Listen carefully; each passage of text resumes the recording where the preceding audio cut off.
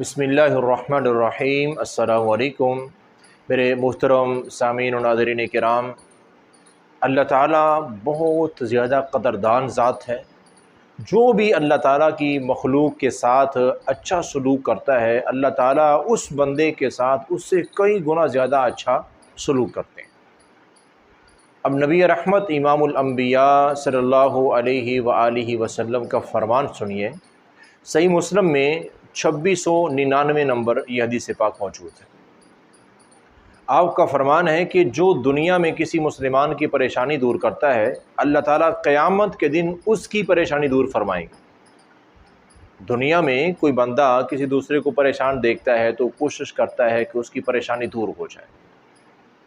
وہ پریشانی کوئی بھی ہو سکتی ہے۔ مالی طور پہ اگر کوئی بندہ پریشان ہے، مالی مدد کر دی۔ اگر کسی کو وقت کی ضرورت ہے، اس کو تھوڑا وقت دے دیا۔ کسی کے ساتھ چل کے جانا پڑے، اس کا کام آسان ہو جاتا ہے۔ مثال کے طور پہ کچھ بیچارے ایسے ہوتے ہیں، ان پڑھ ہوتے ہیں، ان چیزوں کو نہیں جانتے، وہ کسی کیس میں، تھانے کچہری میں ان کو جانا آنا پڑ رہا ہے، ان کو مسائل کا پتہ ہی نہیں ہے، اور ہمارے ساتھ چلنے سے یا ہمارے اس کو مشورہ دینے سے اس کی مشکل آسان ہو جاتی ہے، تو یقین مانے اللہ تعالیٰ کا وعدہ ہے کہ تم میرے بندوں کی مشکلیں آسان کرو گے، میں قیامت کو تمہاری مشکلیں آسان کر دوں گا۔ یعنی کتنی آسانی سے ہم قیامت کو بھی روز محشر حساب کے وقت اللہ تعالیٰ سے مدد لے سکتے ہیں، یہاں دنیا میں دوسروں کی مدد کر کے۔ اور ساتھ ہی فرمایا کہ جو کسی تنگ دست کے لیے آسانی پیدا کرتا ہے، اللہ تعالیٰ دنیا اور آخرت میں اس بندے کے لیے آسانیاں پیدا فرمائیں گے۔ جہاں تک ممکن ہو ہمیں دوسروں کے لیے آسانیاں پیدا کرنی چاہیے۔ دوسروں کو مشکلات میں اگر دیکھتے ہیں ہم مدد کر سکتے ہیں تو ہمیں کرنی چاہیے۔ اس کے بدلے میں اللہ تعالیٰ دونوں جہانوں میں آسانی عطا فرمائیں۔ اور اسی طرح آپ نے فرمایا کہ جو بندہ کسی مسلمان کے عیب کو چھپاتا ہے تو اللہ تعالیٰ دنیا اور آخرت دونوں جگہ میں اس بندے کے عیبوں کو چھپا کے رکھیں گے۔ یہ اللہ تعالیٰ کا قانون ہے، وعدہ ہے، اصول ہے جو اللہ تعالیٰ نے اپنے پیارے نبی کی زبانی ہمیں بتا دیا۔ ہمیں پتہ چل گیا ہے نا کہ فلاں بندے کے اندر کوئی عیب ہے تو اس کو اچھالنے کی، اس کو بے عزت کرنے کی کوشش میں لگ جانا نہیں، اس کو چھپاؤ، اس پہ پردہ ڈالو۔ ہاں، اصلاح کی کوشش کرو، اس کو بتاؤ، سمجھاؤ کہ تم یہ غلط کر رہے ہو، تمہارے اندر یہ عیب ہے، اس کو دور کرو، ٹھیک ہے، یہ ذمہ داری ہے۔ لیکن اس کو بے عزت کرنے پہ لگ جانا، ایک عزت دار شخص ہے تو انسان، اس میں کوئی کمی کوتاہی ہے تو اسی کو اچھالتے رہنا، یہ اللہ کو پسند نہیں۔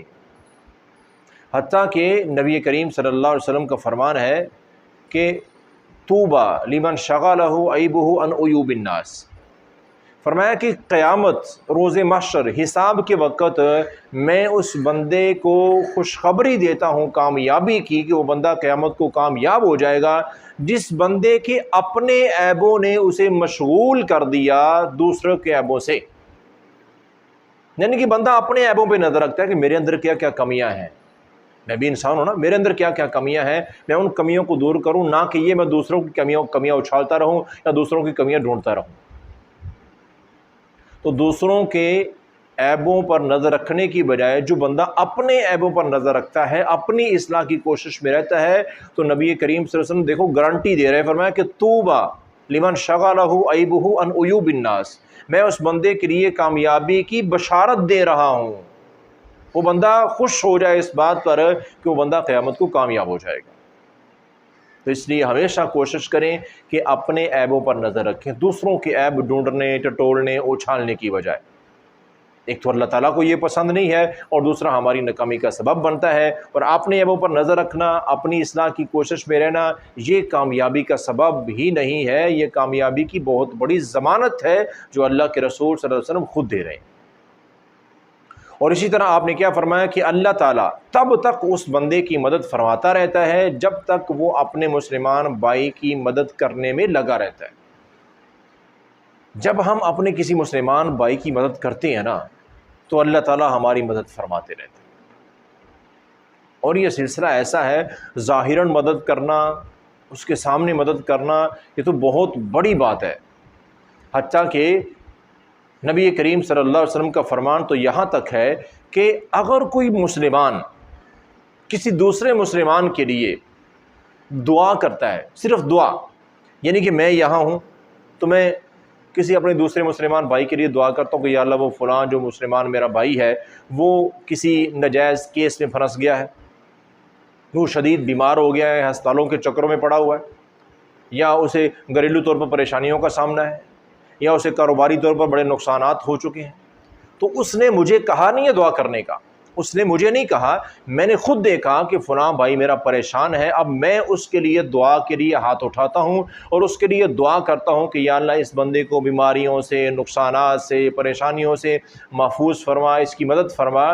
تو نبی کریم صلی اللہ علیہ وسلم کا فرمان ہے کہ جب بندہ ایسے کسی کے کہنے کے بغیر کسی کے لیے دعا کرتا ہے تو اللہ تعالیٰ کی طرف سے ایک فرشتہ اس بندے کے لیے جو دعا مانگ رہا ہے نا، اس کے لیے اللہ ایک فرشتہ مقرر کر دیتے ہیں جو فرشتہ اس بندے کے لیے دعائیں مانگتا ہے کہ یا اللہ وہ جو پریشانیاں اس بندے پر آئی ہوئی ہیں اس بندے کو بھی ان پریشانیوں سے بچا کے رکھنا، یعنی کہ مستقبل میں بھی اس بندے پر وہ پریشانیاں نہیں آئیں گی جو یہ دوسروں کی دے کر ان کے لیے دعا کرتا ہے۔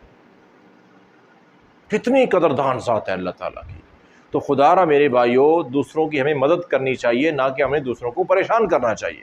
اگر ہم کسی کو پریشان دیکھیں تو ہماری ذمہ داری ہے کہ ہم اس کی جتنی ہو سکے مدد کریں، پریشانی کو دور کرنے کی کوشش کریں، کم از کم دعا تو ضرور کریں۔ اور دعا کے لیے کسی کو ہمیں کہنے کی ضرورت نہیں ہے کہ کوئی آ کے ہمیں کہے، کوئی نہ بھی کہے، ہمیں چاہیے کہ ہم تنہائی میں جیسے اپنی ہمیں بڑی ضرورتیں ہوتی ہیں تو اللہ کے حضور کیسے ہم رو رو کے دعائیں کرتے ہیں، ایسے ہی کسی اور کے لیے جب ہم تڑپ کے رو کے دعا کریں گے نا تو پھر اللہ تعالیٰ کی طرف سے فرشتے ہمارے لیے دعائیں کریں گے، جو کہ فرشتوں کی دعا کبھی رد نہیں ہوتی ہے، ہر صورت قبول ہوتی ہے۔ تو اللہ سے دعا ہے اللہ تعالیٰ ہمیں ان مسائل کو سمجھ کر عمل کرنے کی توفیق عطا فرمائے۔